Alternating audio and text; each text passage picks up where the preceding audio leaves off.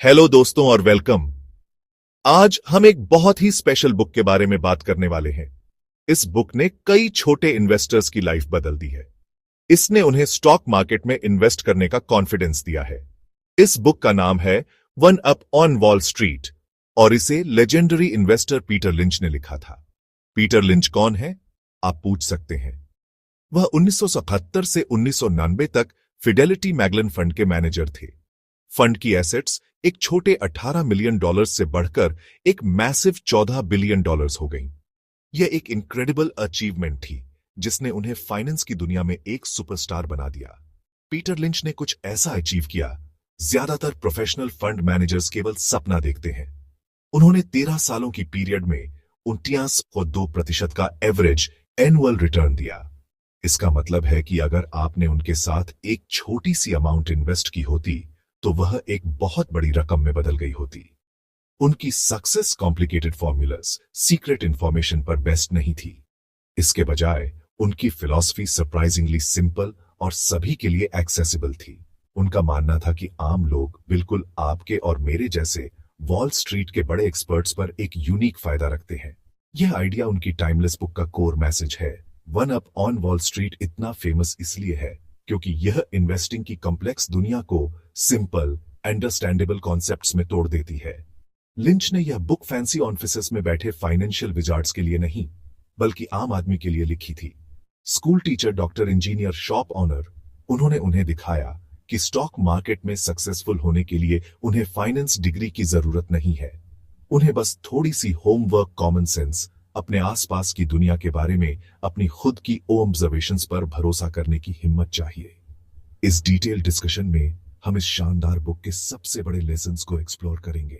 Peter lynch की book में सबसे पावरफुल और रेवोल्यूशनरी आइडिया बहुत ही सिंपल है। उनका मानना था कि एवरेज पर्सन के पास प्रोफेशनल वॉल स्ट्रीट एनालिस्ट्स पर एक सिग्निफिकेंट फायदा होता है। यह पहले तो अजीब लग सकता है। हम अपनी रेगुलर जॉब्स और बिजी लाइफ के साथ उन लोगों से ज्यादा कैसे जान सकते हैं जिनका फुल टाइम काम मार्केट को स्टडी करना है। लिंच ने इस फायदे को लोकल नॉलेज कहा। यह वह नॉलेज है जो आप अपनी जॉब से गेन करते हैं। यह वह नॉलेज है जो आप अपनी हॉबीज से गेन करते हैं। यह वह नॉलेज है जो आप अपनी शॉपिंग हैबिट्स से गेन करते हैं। यह वह नॉलेज है जो आप अपनी डेली लाइफ से गेन करते हैं। यह इन्वेस्टिंग की दुनिया में आपका सीक्रेट वेपन है, एक ऐसा टूल जिसे प्रोफेशनल अक्सर ओवरलुक कर देते हैं। एक पल के लिए इस बारे में सोचें। एक वॉल स्ट्रीट एनालिस्ट एक बड़े शहर में एक ऑफिस में बैठता है। वह फाइनेंशियल रिपोर्ट्स पढ़ता है और इंडस्ट्री डेटा पढ़ता है। वे बहुत स्मार्ट हो सकते हैं लेकिन उनकी नॉलेज अक्सर थियोरेटिकल होती है। आप दूसरी ओर रियल वर्ल्ड में हैं। अगर आप हेल्थ केयर इंडस्ट्री में काम करते हैं तो आपको एक नए रेवोल्यूशनरी मेडिकल डिवाइस के बारे में खबर मिल सकती है, इससे बहुत पहले कि यह न्यूज पर एक हॉट टॉपिक बने। अगर आप एक पेरेंट हैं तो आप नोटिस कर सकते हैं कि आपके पड़ोस के सभी बच्चे अचानक एक नए खिलौने के लिए क्रेजी हो गए हैं या एक स्नीकर ब्रांड के लिए क्रेजी हो गए हैं। यह फर्स्ट हैंड इंफॉर्मेशन है। लिंच का तर्क है कि ये ground level observations incredibly valuable है। उन्होंने फेमसली अपने सबसे अच्छे इन्वेस्टमेंट्स में से एक दी गैप को इसलिए डिस्कवर किया क्योंकि उनकी वाइफ ने उनसे कहा था कि उन्हें उनके कपड़े पसंद हैं और क्वालिटी एक्सीलेंट थी। फिर उन्होंने अपनी रिसर्च की और पाया कि कंपनी के फंडामेंटल्स मजबूत थे, जिससे एक मैसिव प्रॉफिट हुआ। वह किसी अंदरूनी सूत्र से एक सीक्रेट टिप पर निर्भर नहीं थे, वह बस अपने आसपास की दुनिया पर ध्यान दे रहे थे। यह वह एज है जो आपके पास है। आप एक पॉपुलर नया रेस्तरां स्पॉट कर सकते हैं, आप मॉल में एक बिजी स्टोर स्पॉट कर सकते हैं, या आप एक सॉफ्टवेयर को स्पॉट कर सकते हैं जो आपकी कंपनी को अधिक कुशल बना रहा है। तो पीटर लिंच का मुख्य मैसेज है कि स्टॉक मार्केट से इंटिमिडेटेड महसूस करना बंद कर दें। आपको यह नहीं सोचना चाहिए कि इसमें पार्टिसिपेट करने के लिए आपको एक एक्सपर्ट होने की जरूरत है। इसके बजाय आपको एक एमेच्योर इन्वेस्टर के रूप में अपनी भूमिका को एम्ब्रेस करना चाहिए। आपके पर्सनल एक्सपीरियंसेस आपको एक यूनिक पर्सपेक्टिव देते हैं। आपके प्रोफेशनल एक्सपीरियंसेस आपको एक यूनिक पर्सपेक्टिव देते हैं। कुंजी इन ऑब्जर्वेशंस को इन्वेस्टमेंट आइडियाज में बदलना है। एक बार जब आप एक प्रॉमिसिंग ट्रेंड स्पॉट कर लेते हैं या एक ग्रेट प्रोडक्ट को स्पॉट कर लेते हैं तो आप फिर जरूरी होमवर्क कर सकते हैं यह देखने के लिए कि इसके पीछे की कंपनी एक अच्छा इन्वेस्टमेंट है या नहीं। इस तरह आप वॉल स्ट्रीट पर एक कदम आगे बढ़ सकते हैं। अगला ग्रेट इन्वेस्टमेंट हो सकता है रनिंग शूज कंपनी या वह रेस्तरां चेन जिसे आप बार बार जाते हैं। पीटर लिंच का इन्वेस्टिंग में सबसे महत्वपूर्ण योगदान उनके स्टॉक्स को कैटेगराइज करने का सिस्टम है। सिर्फ एक स्टॉक खरीदना ही काफी नहीं है, आपको यह समझना होगा कि आप किस तरह की कंपनी में इन्वेस्ट कर रहे हैं। कैटेगरी जानने से आप समझेंगे कि आपने स्टॉक क्यों खरीदा और क्या उम्मीद करनी चाहिए। यह बेचने का समय भी बताने में मदद करता है।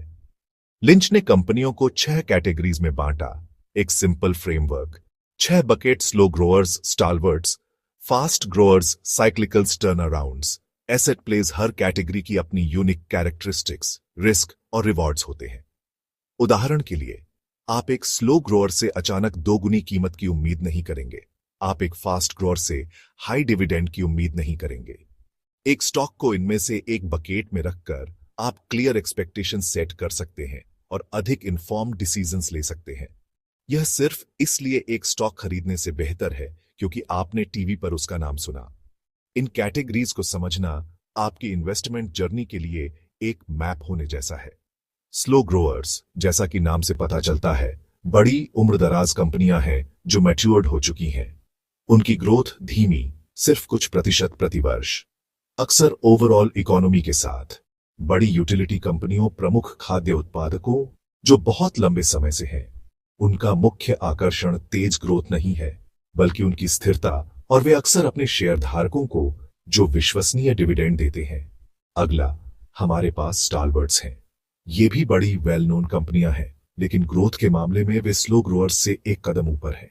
Coca Cola, Procter and Gamble, Johnson and Johnson, ये कंपनियां बिजली की गति से नहीं बढ़ेंगी, लेकिन वे अभी भी प्रतिवर्ष लगभग 10 से 12% की रिस्पेक्टेबल ग्रोथ दे सकती है।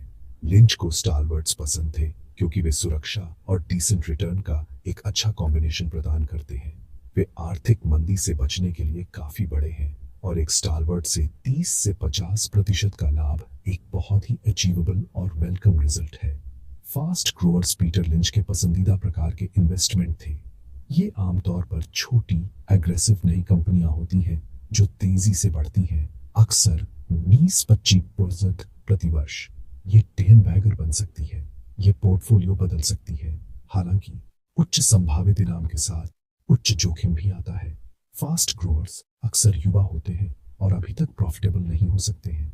वे वॉलेटिल हो सकते हैं और अगर उनकी ग्रोथ स्टोरी लड़खड़ाती है तो स्टॉक तेजी से गिर सकता है। अगली कैटेगरी साइक्लिकल्स है। ये वे कंपनियां हैं जिनकी बिक्री और मुनाफे साइकिल में ऊपर नीचे जाते हैं। Airline, automobile, steel, chemical. जब अर्थव्यवस्था मजबूत होती है, लोग अधिक कारें खरीदते हैं, अधिक यात्रा करते हैं और अधिक निर्माण करते हैं। इसलिए ये कंपनियां बहुत अच्छा करती हैं, उनकी स्टॉक कीमतें बढ़ती हैं। हालांकि जब मंदी आती है और अर्थव्यवस्था कमजोर होती है तो उनके मुनाफे गायब हो सकते हैं और उनकी स्टॉक कीमतें नाटकीय रूप से गिर सकती हैं। साइक्लिकल्स में इन्वेस्ट करने की बात आती है तो टाइमिंग बिल्कुल सब कुछ है। लिंच ने चेतावनी दी कि इन्वेस्टर्स अक्सर साइक्लिकल्स के साथ एक महत्वपूर्ण गलती करते हैं। वे एक प्रमुख कार निर्माता जैसी कंपनी को देखते हैं जिसका स्टॉक बहुत गिर गया है और वे सोचते हैं कि यह एक बार्गेन है। एक साइक्लिकल खरीदने का सबसे अच्छा समय एक आर्थिक रिकवरी की शुरुआत में होता है और साइकिल के शिखर के पास उन्हें बेचना होगा, इससे पहले कि अगला डाउनटर्न शुरू हो। स्टॉक्स को कैटेगराइज करने के अलावा पीटर लिंच ने व्यक्तिगत इन्वेस्टर के लिए बहुत सारी प्रैक्टिकल सलाह और गोल्डन रूल्स प्रदान किए।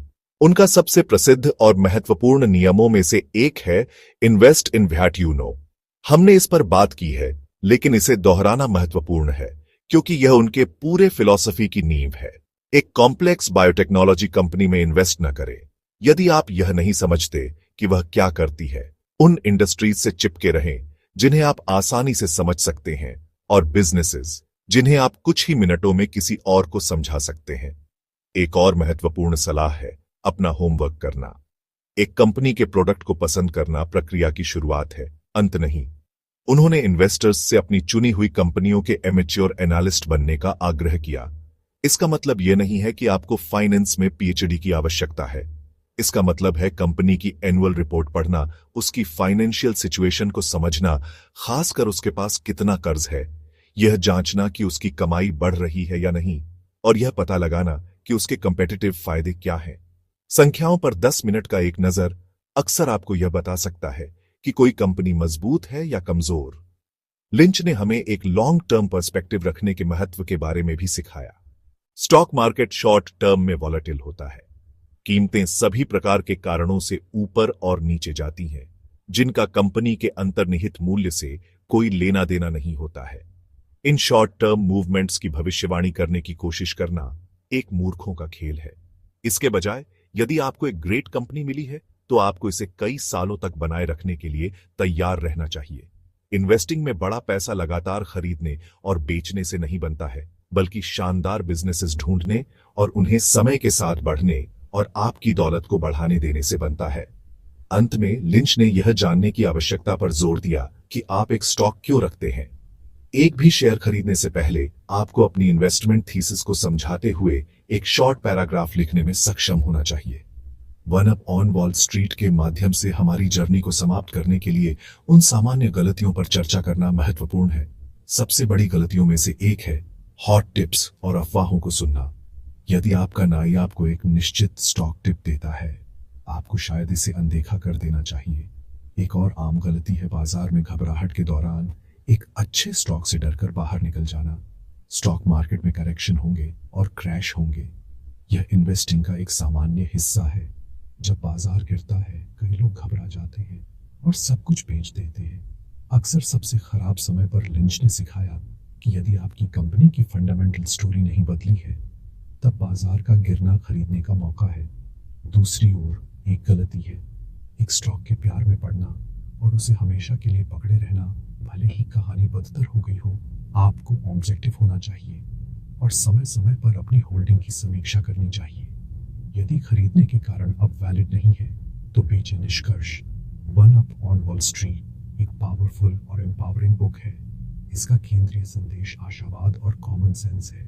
थोड़ी सी कोशिश से आप स्टॉक मार्केट में सफल हो सकते हैं। शुरुआत करें, अपने आसपास की दुनिया का निरीक्षण करें, अपने यूनिक नॉलेज का उपयोग करें, ग्रेट कंपनियों को ढूंढें जिन्हें आप समझते हैं, अपना होमवर्क करें, अपने स्टॉक्स को कैटेगराइज करें, लॉन्ग टर्म के लिए सोचें, सामान्य इमोशनल गलतियों से बचें। इन प्रिंसिपल्स का पालन करके अपना फाइनेंशियल फ्यूचर कंट्रोल करें। एक समय में एक स्मार्ट इन्वेस्टमेंट से अपनी जर्नी शुरू करें।